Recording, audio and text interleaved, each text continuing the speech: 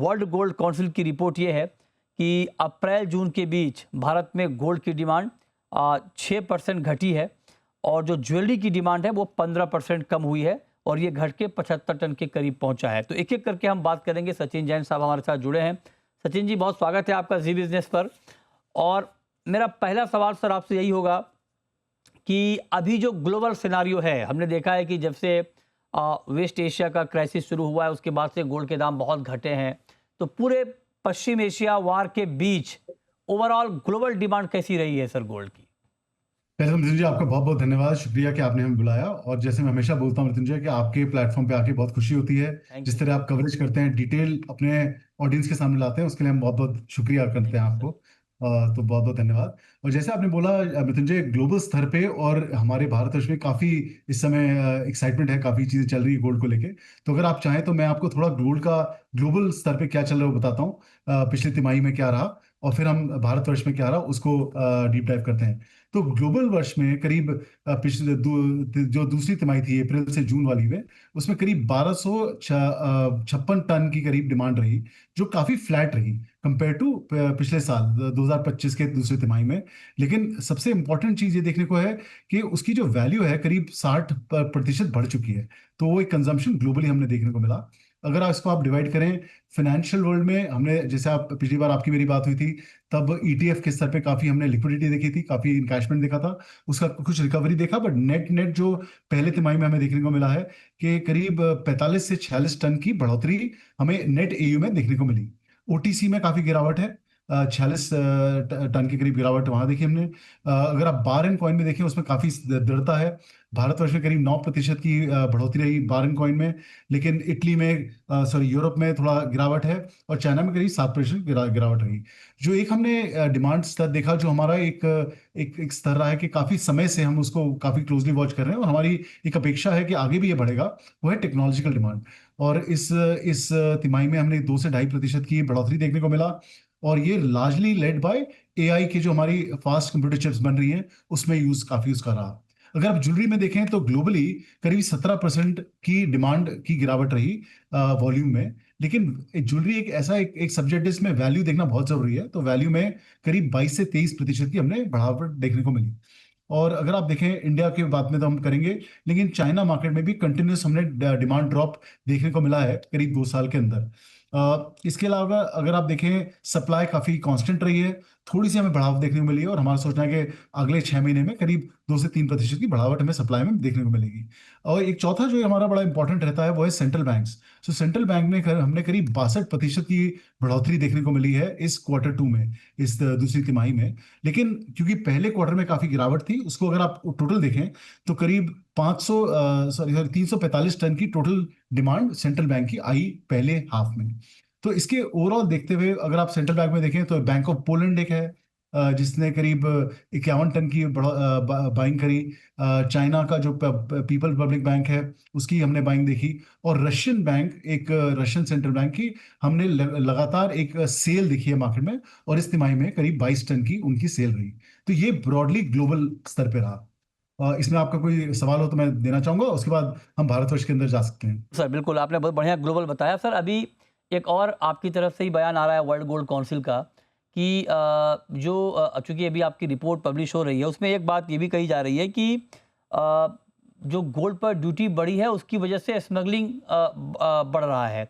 ये बात सही है सर? और अगर ऐसा कुछ है तो कोई डेटा है क्या कि कितनी स्मगलिंग बढ़ी है इस दौरान?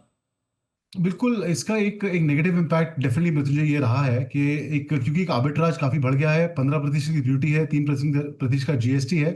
उससे हमें लगता है कि बहुत एक मेहनत से जो पिछले कुछ सालों में एक भारतवर्ष में ऑर्गेनाइज प्लेयर्स का अच्छा काम चला है, उस पे एक ऑफ कोर्स डेंट है। और अभी हमारे पास क्योंकि ये 13 मई को ये नई कस्टम ड्यूटी की लागत आई है, और हम ये बहुत क्लोजली वॉच कर रहे हैं और अगले 1 से 2 महीने में रियल डिटेल्स हम लेके आएंगे। लेकिन अगर आप उसका इम्पैक्ट देखना चाहें तो भारतवर्ष के अगर मैं आपको नंबर्स बताऊं तो इस बार हमारी जो कंजम्पशन थी करीब 131.4 टन रही है, जो 6% लो रही है पिछले तिमाही से। मतलब पिछले तिमाही मतलब कि 2025 में सेकंड तिमाही से।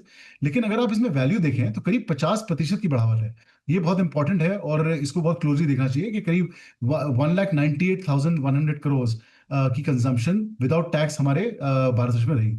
अगर आप ज्वेलरी के देखें, बिकॉज एक ज्वेलरी आपका काफी इंटरेस्ट रहता है, तो ज्वेलरी में एक तरह से देखें तो 15% की गिरावट हमने वॉल्यूम में देखी, लेकिन वैल्यू में अगर आप देखें तो इसकी करीब 34 से 35% की बढ़ावट देखने को मिली। ये बहुत इंपॉर्टेंट है, क्योंकि आप देखें कि हमारा बहुत अक्षय तृतीया स्ट्रांग रहा। उसके बाद जैसे एक हमारे रिस्पेक्टेबल प्रधानमंत्री जी ने और एक हमारे को एक क्लैरियन कॉल दी थी कि we should not buy gold this year. तो उसके बाद भी हमारे को इतना इम्पैक्ट कंजम्पशन ड्रॉप का नहीं देखने को मिला है, क्योंकि शेयर वैल्यू में काफी बढ़ोतरी है। और जैसे कि आपने मेंशन किया था शुरुआत में कि एक प्राइस जो एक करेक्शन गोल्ड का हुआ है, उसमें हमने एक डिप बाइंग देखने को मिली कि एक ऐसा भी कंज्यूमर है जो एक इस स्तर के प्राइस पे गोल्ड में एंट्री करना चाहता है। अगर आप देखें गोल्ड ईटीएफ की डिमांड इस तिमाही में अगर आप देखें तो ये नेट करीब 4.2 टन का हमने बढ़ोतरी देखने को मिला, जो रिलेटिव टू लास्ट ईयर बहुत जबरदस्त ग्रोथ है। लेकिन ईटीएफ, जैसे मैं हमेशा से कह रहा हूँ, काफी एक स्ट्रॉन्ग प्रोडक्ट है और इसकी ग्रोथ हमने को देखने को मिली। और लास्टली जो बार एंड कॉइन की हम डिमांड एक लॉन्च करते हैं, उसमें 9% की बढ़ोतरी देखने को मिली हमारे को। और जो नेट वैल्यू थी करीब 50% की, उसमें नेट वैल्यू इंक्रीज हमें देखने को मिली। सो अगर आप ओवरऑल देखें तो दूसरी तिमाही में जो एक एक्सपेक्टेड ड्रॉप हम लोग सोच रहे थे कि एक आएगा विद कस्टम ड्यूटी इंक्रीज, वो नहीं आया है। लेकिन जरूर बात यह है कि इम्पैक्ट जो आपका स्मगलिंग को लेके या ग्रे मार्केट को लेके, वो डेफिनेटली मार्केट में बढ़ाता हुआ मिला है। और हम इसको क्लोजली वॉच कर रहे हैं to share the numbers in the next अगली तिमाही में। बढ़िया बताया सर कि किस तरह का डिमांड पैटर्न इंडिया में भी रहा है। और गोल्ड बार और कॉइन की डिमांड 9% बढ़ी है, ज्वेलरी की डिमांड में 15% की गिरावट आई है। सर अब यहाँ से आगे चूंकि अब फेस्टिवल के सीज़न आने वाले हैं, क्या उम्मीद है वर्ल्ड गोल्ड काउंसिल का अब यहाँ से? अब मैं ज्वेलरी डिमांड की पहले बात कर रहा हूँ, और jewellery and bar and coin की डिमांड, ये आपको लगता है कि यहाँ से आगे रोबुस्ट ही रहेगा, अच्छी रहेगी डिमांड? नितिन जी, अगर आप ओवरऑल देखें तो हमारे अभी भी आंकड़े हैं करीब 650 से 750 टन का हम एक एवरेज समझ रहे हैं, एक रेंज जिसमें इस साल में कंजम्पशन रहनी चाहिए। ये अगर आप देखिए कि अगर कुछ मेरी मानिए अगर और करेक्शन होती है प्राइस में, थोड़ा और स्टेबिलिटी रहती है गोल्ड के प्राइस में, तो ये थोड़ा आगे मतलब 750 टन के एक स्तर पे रहना चाहिए। अगर ये मानिए फिर थोड़ी वॉलेटिलिटी बढ़ती है, थोड़ा जियो पॉलिटिक्स के रीजन से और रीजन की वजह से अगर प्राइस में कुछ और वॉलेटिलिटी आती है, तो मुझे लगता है थोड़े नीचे वाले स्तर पे रहना चाहिए। लेकिन अगर आपने जिस ज्वेलरी बोला, तो मुझे लगता है कि अगर ये प्राइस स्टेबल रहे तो ये काफी स्ट्रॉन्ग डिमांड अपने आगे आने वाली है। और एक जैसे आफ्टर द क्लैरिन कॉल जो हमारे प्रधानमंत्री ने ली, उसके बाद हमने ये देखने को मिला है कि जो सारी ज्वेलरी कंपनीज हैं वो भी एक्सचेंज गोल्ड की काफी बात कर रही हैं। उसको लेके कंज्यूमर जरूर आएगा और इस लेवल ऑफ प्राइसिंग पे काफी अट्रैक्टिव रहना चाहिए। ओके, तो आप कह रहे हैं कि इस लेवल पे जो प्राइस का लेवल है, इस लेवल पे बहुत अच्छी डिमांड रहेगी, ये आपने उम्मीद जताई है। अब जरा मैं सेंट्रल बैंकों की बात करना चाह रहा हूँ सर। ग्लोबली अभी सेंट्रल बैंकों का रुझान गोल्ड को लेकर क्या है? क्या उनकी बाइंग चल रही है? क्या उनकी बाइंग बढ़ी है या उनकी बाइंग घटी है? क्या हो रहा है? मतलब जी, जैसे पहली तिमाही में हमने देखा था कि काफी गिरावट थी सेंट्रल बैंक की बाइंग में। लेकिन अगर आप, जैसे मैंने अभी आंकड़े आपसे शेयर करे कि दूसरी तिमाही में करीब 62% की ग्रोथ हमने देखने को मिली, जो करीब 289 टन की कंजम्पशन सेंट्रल बैंक से आई। हम लोग हर साल मिडिल ऑफ द ईयर में एक सेंट्रल बैंक सर्वे करते हैं, जो हमने अभी हमारे पब्लिश किया है पब्लिकली। उसमें यही बोला गया है कि गोल्ड को एक स्ट्रेटेजिक बाय के हिसाब से लिया जाएगा, और जो ये एक तरह से परसेंटेज ऑफ रिजर्व, क्योंकि गोल्ड की वैल्यू काफी बढ़ गई थी, उसकी वजह से काफी हॉल्ट रहा। और हमारा सोचना है कि central bank will continue to be quite, जैसे काफी स्ट्रांग रहना चाहिए ये अगले 6 महीने में और आगे भी। जैसे और सेंट्रल बैंक ऑफ पोलैंड जो एक काफी अग्रेसिवली बाय कर रहा है। तो अगर आप देखें तो छोटे कंट्रीज के सेंट्रल बैंक्स काफी एक्टिवली इंगेज कर रहे हैं। उज्बेकिस्तान ने काफी बाय किया है और चाइना कंटिन्यूसली बाइंग कर रहा है। तो ये ओवरऑल ट्रेंड है इस वक्त ग्लोबल मार्केट में कि सेंट्रल बैंकों का रुझान क्या है। अच्छा सर, वर्ल्ड गोल्ड काउंसिल का अभी जो क्राइसिस है वेस्ट एशिया का, इसको लेकर टेक क्या है? मतलब टेक से मेरा मतलब मैं ये जानना चाह रहा हूँ, क्योंकि अभी आप देखिए फेड की मीटिंग खत्म हुई और फेड ने इंटरेस्ट रेट में कोई बदलाव नहीं किया। क्या आप लोग भी ये मान के चल रहे हैं कि इन्फ्लेशन का कंसर्न अभी रहेगा और उसको देखते हुए अभी रेट में कोई बदलाव होने नहीं जा रहा है, जिसका इम्पैक्ट हम आगे गोल्ड पर देखेंगे? जी, आज की डेट में काफी ये जो लॉन्ग टर्म प्लानिंग तो चल ही नहीं पा रही है किसी की। It's very short term outlook और काफी चीजें हफ्ते टू हफ्ते चेंज हो जाती हैं। लेकिन अगर आप हमारे दृष्टिकोण से देखेंगे तो हम 3 सिनेरियो बताते हैं। और पहला सिनेरियो ये है कि अगर जो करंट लेवल पे काफी स्टेबिलिटी रही और जिसे कहते हैं कि इन्फ्लेशन भी करंट लेवल पे रहा और आपके इंटरेस्ट रेट भी बहुत उछाव नहीं हुए, कुछ ज़्यादा चेंज हुए, तो मुझे लगता है कि एक प्राइस स्टेबिलिटी के द्वारा it could be a very strong year for gold.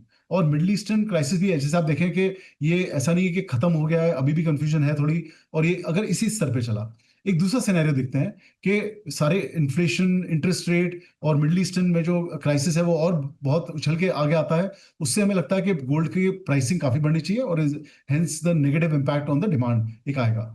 और अगर आप तीसरा वो देखें कि अगर बहुत सब कुछ स्टेबल हो जाता है, इन्फ्लेशनरी प्रेशर और कम हो जाता है, ग्रोथ रेट सबके बढ़ जाते हैं, जो बहुत अनलाइकली लगता है अगले 6 महीनों में, उसकी उसके उस सिनेरियो में गोल्ड का प्राइस गिरना चाहिए और उसका इम्पैक्ट आना चाहिए। तो एक आखिरी सवाल सर, खास करके जो ज्वेलर्स हैं वो बड़ी चिंता में दिख रहे हैं। कई बार उनको लगता है कि डिमांड कम हो गई, ग्लोबल सिनेरियो चेंज हो गए, दाम घट गए, और बीच में हमने जो देखा कि जो क्राइसिस सामने आया था उसके बाद पीएम की अपील भी थी कि नेशन के फेवर में 1 साल तक आप गोल्ड ना खरीदें। ये सब चिंताएं अभी हैं, या आपको लगता है कि अब इस फेस्टिव सीजन में ये सारी चिंताएं दूर होने वाली हैं? नहीं, जरूर चिंता है मृत्युंजय जी, मैं बिल्कुल नहीं बोलूंगा कि चिंता खत्म है, लेकिन एक कंज्यूमर का जो हमने रुझाव देखने को मिला, ऐसा नहीं है कि बिल्कुल एक स्टॉल हो गया है, काफी कंज्यूमर कम आ रहे हैं। और जो दूसरी तिमाही होती है, और इवन हमने जुलाई अगस्त में भी जुलाई में देखने को मिला है कि क्योंकि ये तो नॉन फेस्टिव टाइम है तो कंज्यूमर वैसे ही कम आते हैं, लेकिन ऐसी कोई रुकावट नहीं हुई है। इसके अलावा एक जो मेरा कहना है कि मतलब है कि जो प्राइसिंग ऑफ गोल्ड एक मेन एक जरिया है, अगर उस पर एक स्टेबिलिटी रही तो डिमांड काफी अच्छी आनी चाहिए। और इसके अलावा काफी काफी सरकार ऐसी एक डिस्कशंस कर रही है इंडस्ट्री के साथ, और कई कुछ नई स्कीमें आनी चाहिए जिससे गोल्ड मोनेटाइजेशन हो, या हमारा जो हाउस होल्ड गोल्ड है वो आगे आगे आ पाए प्रोडक्टिव यूज के लिए। तो उसमें अच्छी कॉन्वर्सेशन चल रही है और मेरा माई होप है इसकी इसका एक रिजल्ट निकलना चाहिए। तो मेरे हिसाब से चिंता चिंता का विषय जरूर है, लेकिन एक जो हमारी इंडस्ट्री है वो काफी प्रोएक्टिवली काम करके नए प्रोडक्ट्स निकाल के एक न्यू कंज्यूमर के हिसाब से नए प्रोडक्ट्स की काफी तैयारी में है। और अभी अगले अगले 2 हफ्ते में जो IIJ शो है उसमें काफी एक इम्पॉर्टेंट हमारे को देखने को मिलेगा कि सब लोग कहाँ बैठे हैं। ओके, ठीक है। तो इस पर ये बहुत महत्वपूर्ण बात है कि आगे का सिनेरियो अभी क्या होने वाला है। बहुत शुक्रिया सचिन जी आपका हमारे साथ जुड़ने के लिए, और in depth view gold demand, India की डिमांड, ग्लोबल डिमांड पर अपना व्यू यहाँ पर देने के लिए आपका बहुत बहुत शुक्रिया।